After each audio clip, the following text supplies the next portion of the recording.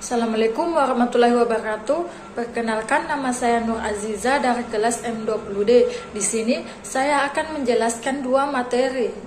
Yang pertama itu cost, volume, profit, dan kedua itu pengambilan keputusan taktis. Jadi di sini yang pertama itu yang ingin saya jelaskan itu tentang cost, volume, profit. Yang dimana definisi cost, volume, profit itu adalah suatu analisis yang digunakan untuk menentukan bagaimana perubahan dalam laba dan volume dapat mempengaruhi pendapatan operasional dan pendapatan bersih. Adapun 5 elemen dalam cost, volume, profit. Yang pertama itu harga produk, kedua volume, ketiga biaya variabel, keempat itu total biaya tetap, kelima bauran volume produk yang dijual. Adapun hal-hal analisis dan unsur biaya CVP. Hal-hal analisisnya itu satu, jumlah unit yang harus dijual untuk mencapai titik impas. Yang kedua itu dampak pengurangan biaya tetap terhadap titik impas. Yang ketiga itu dampak kenaikan harga terhadap laba. Adapun unsur biayanya itu satu, biaya tetap. Biaya tetap itu adalah biaya yang konstan dalam total tanpa mempertimbangkan perubahan-perubahan. Dua itu biaya variabel, adalah biaya yang berubah-ubah untuk mencapai hasil yang diinginkan. Manfaat analisis CVP. Yang pertama itu analisis CVP memberikan pemahaman yang jelas dan sederhana tentang tingkat penjualan yang diperlukan untuk mencapai titik impas ataupun tingkat penjualan yang diperlukan untuk mencapai laba yang ditargetkan. 2.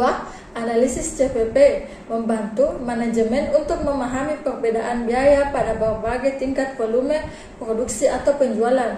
3. Analisis CVP membantu manajemen untuk menganalisis kelangsungan sebuah bisnis. 4. Menganalisis pengaruh perubahan dalam biaya tetap dan variabel untuk membantu manajemen menentukan tingkat produksi yang optimal. Analisis titik impas. Titik impas adalah titik ketika pendapatan sama dengan biaya total dan laba sama dengan 0. Metode persamaan. Pendekatan pendapatan operasi. Penghasilan laba. Pendapatan penjualan dikurang biaya variabel dikurang biaya tetap. Ada tiga cara menentukan titik impas. Yang pertama itu titik impas dalam dolar penjualan. Adapun dua rasio yang harus diperhatikan.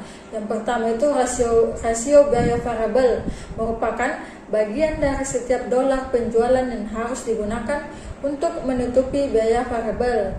Yang kedua itu rasio margin kontribusi, adalah bagian dari setiap dolar penjualan yang tersedia untuk menutupi biaya tetap dan menghasilkan laba. Kedua, pendekatan laba operasi.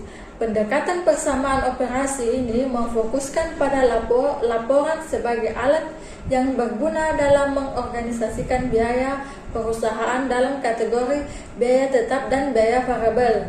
3. Pendekatan margin kontribusi. Pendekatan margin kontribusi adalah pendapatan penjualan dikurangi biaya variabel total. Ya, adapun dua rasionya itu rasio dan analisis margin of safety. Rasio margin kontribusi adalah proporsi dari setiap penjualan dalam dolar yang tersedia untuk menutupi biaya tetap dan memberikan laba. Kedua itu analisis margin of safety. Margin of safety yang besar menunjukkan bahwa kondisi perusahaan tidak dalam biaya, dan sebaliknya. Jika margin of safety kecil mendekati 0%, menunjukkan bahwa perusahaan dalam kondisi bahaya itu akan mengalami titik impas. Adapun contoh kasus dalam cost, volume, profit, yang dimana contoh kasusnya itu perusahaan Mitra Elektronik merupakan sebuah perusahaan yang memproduksi setrika. kita ingin mengetahui titik impas untuk produksi setrika ini. Total penjualan setrika adalah sebesar 17 juta, di mana harga per unit setrika itu 170.000 dengan jumlah penjualan itu sebanyak 100 unit.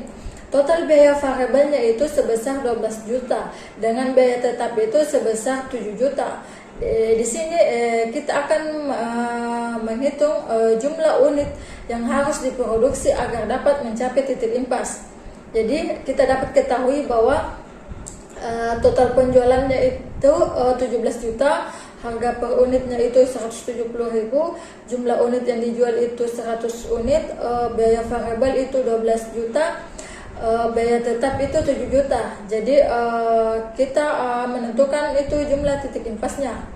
Jadi penyelesaiannya itu yang dimana satu itu kita mencari biaya variabelnya per unit, yang dimana itu biaya variabel per unit itu sama dengan biaya variabel dibagi dengan jumlah unit yang dijual. Biaya variabelnya itu 12 juta dibagi jumlah unit yang dijual itu 100, jadi hasilnya itu 120.000. Yang kedua itu kontribusi per unit. Jadi kontribusi per unit itu sama dengan harga per unit dikurang biaya variabel per unit, di mana harga per unit ini itu 17 juta dan biaya variabel per unit itu hasil dari biaya yang di atas. Jadi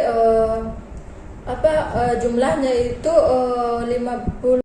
Jadi sekarang kita akan mencari titik impasnya, yang dimana itu titik impas, cara mencari titik impas itu biaya tetap dibagi kontribusi per unit, dimana biaya tetapnya itu 7 juta dan kontribusi per unitnya itu 50.000. Jadi hasil jadi sekarang kita dapatkan titik impasnya itu 140 unit. Jadi jumlah unit yang harus diproduksi untuk mencapai titik impas adalah sebanyak 140 unit. Selanjutnya kita membahas materi mengenai pengambilan keputusan taktis. Adapun pengertian dari pengambilan keputusan taktis itu merupakan suatu tindakan berskala kecil yang bermanfaat untuk tujuan jangka panjang. Pengambilan keputusan taktis terdiri atas pemilihan di antara berbagai alternatif dengan hasil yang langsung atau terbatas. Adapun tujuan pengambilan keputusan taktis itu memilih strategi sehingga keunggulan bersaing jangka panjang dapat tercapai dan harus mendukung tujuan keseluruhan ini meskipun tujuan langsungnya berjangka pendek atau berskala kecil. Model pengambilan keputusan taktis. Adapun 6 model dalam pengambilan keputusan taktis itu pertama itu kenali dan tetapkan masalah. Yang kedua itu identifikasi setiap alternatif sebagai solusi yang layak atas masalah tersebut. Yang ketiga itu identifikasi biaya dan manfaat yang berkaitan dengan setiap alternatif yang layak. Yang keempat itu hitunglah total biaya dan manfaat relevan masing-masing alternatif. Yang kelima itu nilailah faktor-faktor kualitatif. Yang keenam itu tetapkan alternatif yang menawarkan manfaat terbesar. Adapun definisi biaya relevan, yaitu biaya relevan merupakan biaya masa depan yang berbeda pada setiap alternatif. Etika dalam pengambilan keputusan taktis. Adapun etika dalam pengambilan keputusan taktis ini yang dimana masalah etika ini selalu berkaitan dengan cara keputusan yang diimplementasikan dan kemungkinan pengorbanan sasaran jangka panjang untuk hasil jangka pendek. Relevansi perilaku biaya dan model penggunaan sumber daya aktivitas. Yang pertama itu sumber daya fleksibel, sumber daya yang dapat dibeli seperlunya dengan mudah dan saat dibutuhkan. Yang kedua itu sumber daya terikat, yang dimana sumber daya ini dibeli sebelum digunakan. Oleh karena itu ada kapasitas yang tidak digunakan yang akan mempengaruhi pembuatan keputusan taktis. Yang ketiga, sumber daya terikat untuk jangka pendek, sumber daya yang diperoleh sebelum penggunaan melalui kontrak implisit biasanya diperoleh dalam jumlah kasar. Sumber daya terikat untuk beberapa periode, yaitu pengeluaran sumber daya periodik seperti menyewa. Pada dasarnya tidak tergantung pada penggunaan sumber daya. Adapun contoh aplikasi biaya relevannya itu ada 3, itu keputusan membuat atau membeli, yang dimana manajer di sini sering dihadapkan dengan keputusan apa yang harus dibuat atau membeli, komponen yang digunakan dalam memproduksi. Yang kedua itu keputusan meneruskan atau menghentikan, di mana di sini seorang manajer itu harus menentukan apakah suatu negara seperti lini produk ini harus dipertahankan atau dihapus. Yang ketiga itu keputusan menjual atau memproduksi lebih lanjut, di mana penentuan akan menjual atau memproses lebih lanjut ini merupakan suatu keputusan penting yang harus dibuat oleh para manajer. Contoh kasus dalam pengambilan keputusan taktis.